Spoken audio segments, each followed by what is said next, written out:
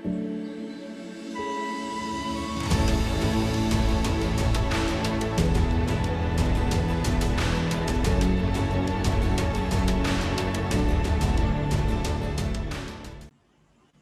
Bapak, Ibu, dan Saudara sekalian, mari kita membahas manajemen diri yang sebenarnya ini sangat berhubungan dengan diri kita sendiri, apalagi di masa pandemi. Saya ingin bacakan syair dulu dalam Dhammapada untuk mengawali uraian yang lebih lanjut. Ya, dalam Dhammapada ayat 163, 166 yang berbunyi Sukarani asaduni atano ahitani cak yang we hitanca sadunca tang we paramot tukarang. Perbuatan buruk dan merugikan diri sendiri mudah untuk dilakukan. Sebaliknya, perbuatan baik dan bermanfaat amat sulit dilakukan. Atadantang paratena bahu nabi nahap paye. Tidak semestinya seseorang mengabaikan manfaat diri karena manfaat orang lain, kalaupun banyak. Nah, ini syair yang mengawali kita untuk berbicara manajemen diri, ya. Jadi tidak gampang sebenarnya untuk melakukan hal-hal yang bermanfaat. Yang mudah hal-hal yang tidak bermanfaat. Nah, tapi yaitu kita harus tidak mengabaikan manfaat untuk diri sendiri. Ya. Saudara-saudara, apakah manajemen diri itu manajemen diri adalah kemampuan untuk mengatur emosi, pikiran, dan perilaku seseorang, siapa aja, dalam situasi yang berbeda secara efektif. Seperti dalam mengelola stres, mengendalikan diri, dan kemampuan memotivasi diri. Kemampuan adalah menetapkan dan bekerja menuju tujuan pribadi. Jadi kalau kita punya kemampuan, kemampuan itu adalah satu potensi sehingga seseorang itu bisa mengarahkan diri untuk bekerja mencapai tujuan pribadi. Saya kira kita semua memiliki tujuan bagi diri kita sendiri. Setidaknya yang sederhana lah, di masa pandemi kita menjadi orang yang sehat, karena yang namanya sakit itu tidak enak. Kalau sakit itu menjadi secara fisik tidak enak, secara pikiran juga, apalagi masa pandemi, tambah khawatir, tambah cemas, tambah takut, sehingga kerap kita sulit untuk bisa mengendalikan diri. Mengendalikan badan aja susah, apalagi mengendalikan pikiran kita. Nah, disinilah maka kita perlu bisa memiliki cara untuk menuju hal-hal yang kita anggap itu penting dalam hidup masa-masa sekarang. Lanjut. Jadi Bapak dan Ibu saudara-saudara sekalian,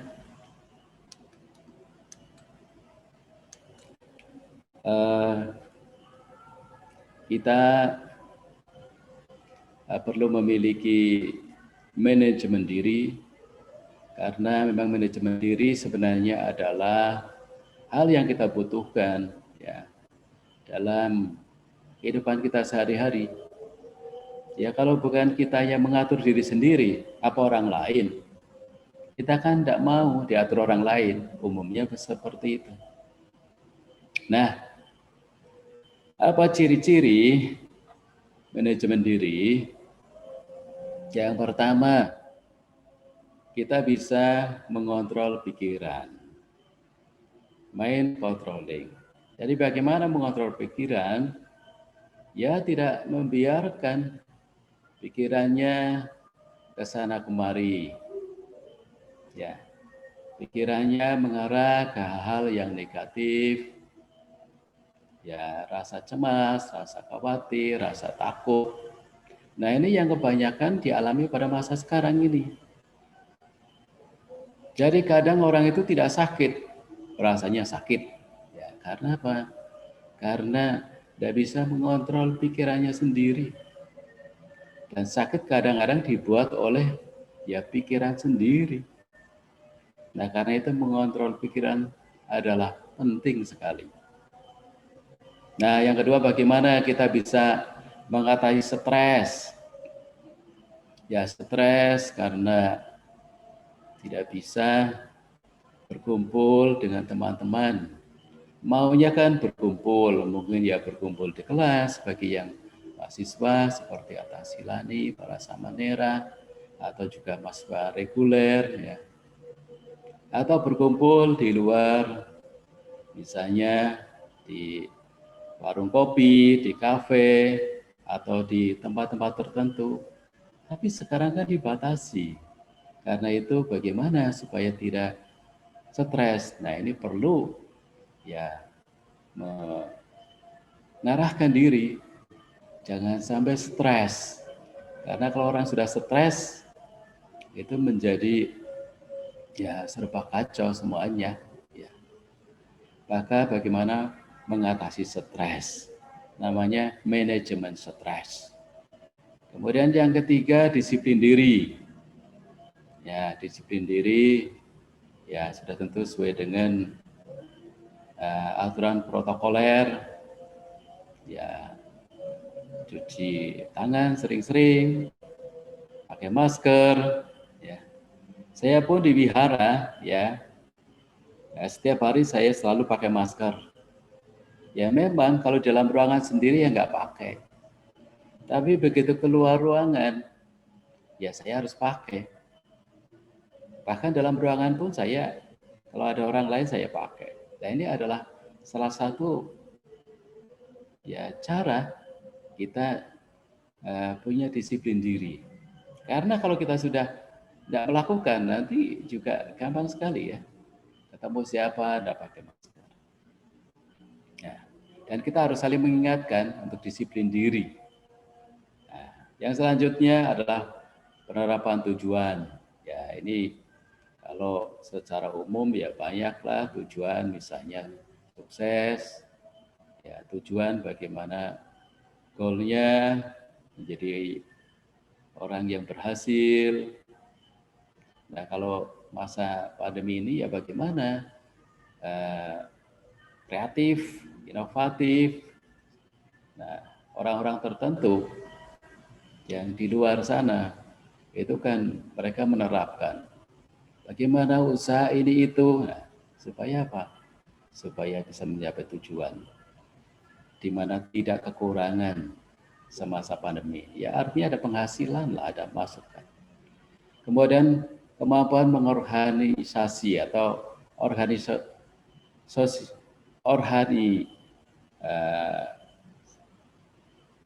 sosial, ya, ya kemampuan mengorganisir, ya. Nah itu adalah ciri-ciri dari manajemen diri. Ya selanjutnya, nah tujuan daripada manajemen diri itu sendiri adalah belajar mengelola dan mengekspresikan ya secara tepat, mengendalikan diri, mengatasi tantangan, tekun, dan menetapkan tujuan. Ya, lanjut supaya yang ininya. Jadi kita semua adalah orang pembelajar. Ya. Dikatakan ya belajar apa saja.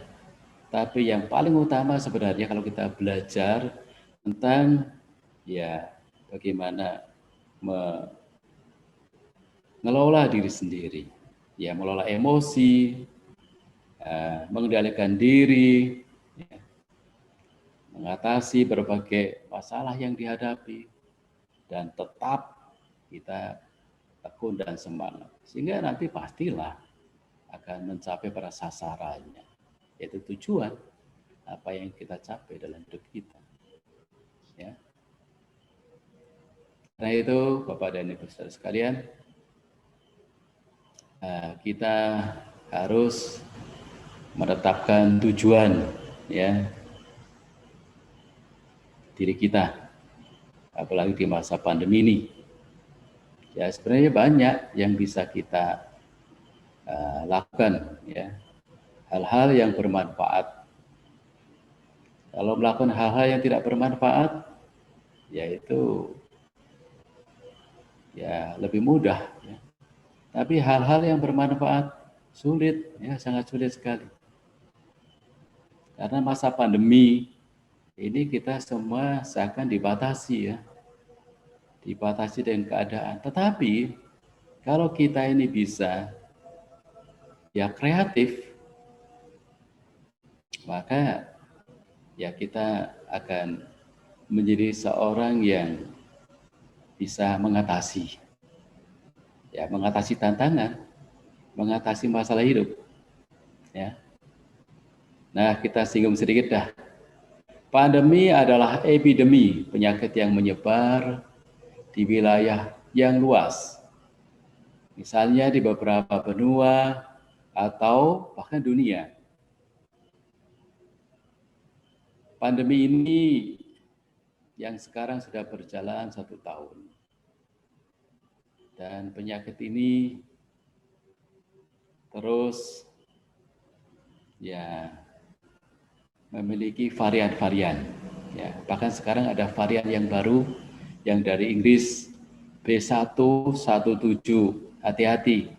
Ini sudah menyebar ke berbagai kota, termasuk kota-kota besar. Bahkan saya juga ya mendengar kabar sampai di Balikpapan juga sudah ada. Ya. Jadi saya selalu ingatkan ya hati-hati karena virus varian baru yang mudah menular ini sudah sampai ke beberapa kota di Indonesia. Ya, penyakit ini adalah penyakit epidemik yang meluas. Ya, jumlah orang yang terinfeksi sepanjang sejarah dan sejumlah penyakit telah terjadi ya seperti cacar, viola, dan tuberkulosis. Jadi sekarang bagaimana mengatasi pandemi COVID-19? Kita semua tahu bahwa ya kita harus mematuhi aturan yang ditetapkan oleh pemerintah 5M, yaitu menggunakan masker, cuci tangan, lalu menjaga jarak, juga mengurangi mobilitas, menghindari kerumunan. Nah, kita semua sudah tahu, karena sudah tahu aman. Ya. Nah, yang saya dengar, kenapa mereka yang kemudian tidak aman terpapar karena ya lengah. Inilah dalam dhamma disebutkan kalau lengah lupa nggak pakai masker. Nah, yang saya dengar para dokter itu sebenarnya aman karena dipakai masker setiap saat menjaga diri. Ya, tetapi lengahnya ketika saat mungkin makan buka masker, buka APD, alat pelindung diri, kemudian makan di ruangan yang kurang ya steril, nah barangkali. Makanya kita dengar juga para dokter banyak yang terpapar, kasihan juga ya kita mendengarnya. Bahkan ada satu keluarga yang menceritakan ke saya, keluarganya dokter, bahkan juga dia pendidikannya S2 ya. Mereka beberapa meninggal karena ya musibah COVID ini. Dan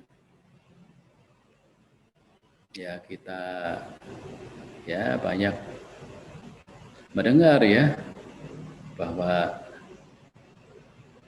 ya siapapun juga tidak terlihat ya apakah dia seorang pejabat, apakah dia orang biasa, itu bisa saja semua terkena COVID.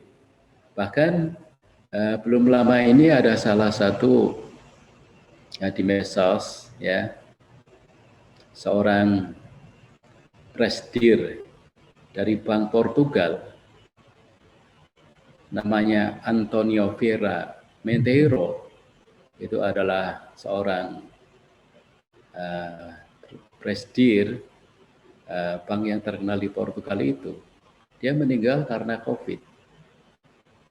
Yang menjadi gempar bukannya karena dia meninggal karena COVID, tetapi anaknya yang kemudian menulis tulisan di medsos. Kurang lebih bunyinya seperti ini. Ayahnya meninggal sendirian. Kesakitan seperti mencari sesuatu yang gratis, yaitu udara karena sesak nafas, tapi tidak mendapatkan. Nah, padahal dia kekayaannya, uangnya tidak terhitung. Nah, itu. Dia meninggal tanpa membawa apapun juga. Jadi uang yang dia miliki, harta dimiliki, dia tidak bawa. Meninggal pun dengan sendirian dan tersiksa karena sulit bernafas. Nah, yang terjadi sekarang ya para ya orang-orang yang meninggal ya karena COVID itu biasanya begitu, kasihan sekali memang. Jadi entah itu orang biasa, pejabat, orang kaya raya. Nah, inilah ya sebenarnya kalau kita renungkan ya, apa artinya materi, apa artinya harta, benda ya yang kita miliki, yang sering diklaim sebagai ini milikku, kekayaanku. Itu semuanya akan ditinggal begitu saja, bahkan tidak ya dibawa sedikit pun, bahkan meninggal pun sendiri. Nah, inilah kita makanya perlu berhati-hati, terus berhati-hati masa pandemi, kita tetap mematuhi aturan protokol kesehatan sampai ya kita nanti melewati masa pandemi. Sekalipun kita sudah divaksin, ya para Bante sudah pada vaksin, juga para tokoh-tokoh umat, saya kira para samudera atasilani juga mungkin sudah ya. Syukurlah, terus senang kalau sudah. Tapi jangan pikir sudah divaksin itu aman, karena ternyata divaksin sekali itu juga masih masa-masa ini pengenalan dari kekebalan tubuh. Divaksin 2 kali itu juga masih butuh waktu sampai benar-benar punya kekebalan tubuh. Karena itu ya kita harus tetap mematuhi gerakan 5M ini ya. Dan kita merenungkan bahwa sesungguhnya hidup ini sangat berarti, sangat berharga. Karena itu saya ingin mengajak untuk merenung ya. Jadi kalau kita mau merenung ya setiap saat tentu ini akan memberikan manfaat bagi diri sendiri. Nah, perenungan yang membantu apa sena dhamma, ya, yaitu perenungan yang berhubungan dengan diri sendiri. Ya, bagaimana kita merenungkan apa yang kita pakai, ya, setiap hari kita makan. Nah, para tasilani, para samnera kan pasti kalau setiap makan merenungkan makanan, ya, makanan yang dimakan ini bukan untuk menggemukkan tubuh, memperindah diri, tapi makanan ini hanyalah untuk bisa, ya, menjaga kesehatan. Nah, ini bisa, ya, memperoleh kekuatan dengan makanan ini, ya. Jadi perenungan menggunakan, ya, apakah makanan atau yang lain-lainnya. Nah, karena itu saya tadi dikatakan di awal, para tasilani sudah melakukan, ya, merenungkan setiap hari bukan hanya makanan, tetapi juga merenungkan menggunakan pakaian, menggunakan jubah, menggunakan tempat tinggal, ini penting. Nah, ini yang belum dilakukan oleh umat. Biasanya umat itu, ya, jarang melakukan ini. Ya, para samnera, tasilani, para bante sudah melakukan. Yang kedua adalah perenungan menahan penderitaan yang ada. Ya, kalau kita menderita karena haus, menderita karena lapar, menderita karena sakit, kita merenungkan, ya. Kalau kita merenungkan kan menjadi ini, kita bisa menyadari, ya, bahwa penderitaan ini, ya, sudah sewajarnya, karena hidup ini bisa mengalami yang namanya, ya, sakit karena lapar, ya, sakit karena penyakit dan sebagainya. Karena itu kita sering-sering merenungkanlah, ya, apa yang kita alami kalau lagi nggak nyaman, lagi menderita, direnungkan. Itu akan menyadarkan kita sehingga kita menjadi berkurang penderitaannya. Tapi kalau kita nggak merenungkan, ya, apa yang kita sedang alami, ya, menderita karena sebab ini, sebab itu, ya, kita tidak merenungkan, biasanya pikirannya menjadi kacau, pikirannya menjadi tidak terkendali, sehingga penderitaannya bertambah. Biasanya orang-orang yang, ya, gampang ngeluh, nah itu malah jadi makin mengeluh makin menderita. Ya. Orang yang sering merenungkan tentang penderitaan atau hal-hal yang dialami oleh diri sendiri, itu penderitaan secara otomatis berkurang. Karena apa? Karena bisa memahami kebenaran yang sedang dialami oleh diri sendiri. Yang ketiga, perenungan sebelum menahan diri. Menahan diri terhadap apa? Ya, menahan diri terhadap munculnya pikiran-pikiran buruk. Misalnya akan, ya, marah, ya, akan timbul kemarahan, menahan diri, berpikir atau merenungkan, kenapa saya marah, ya? Ketika benci, merenungkan, oh, kenapa saya harus membenci? Jadi menahan diri. Kenapa saya harus mendengki? Nah, jadi merenungkan. Dan ketika munculnya keserakahan, saya serakah enggak ya ini, ya? Jadi yang bisa nimbang-nimbangkan diri sendiri. Ya, ini sudah sekalian yang dapat saya sampaikan.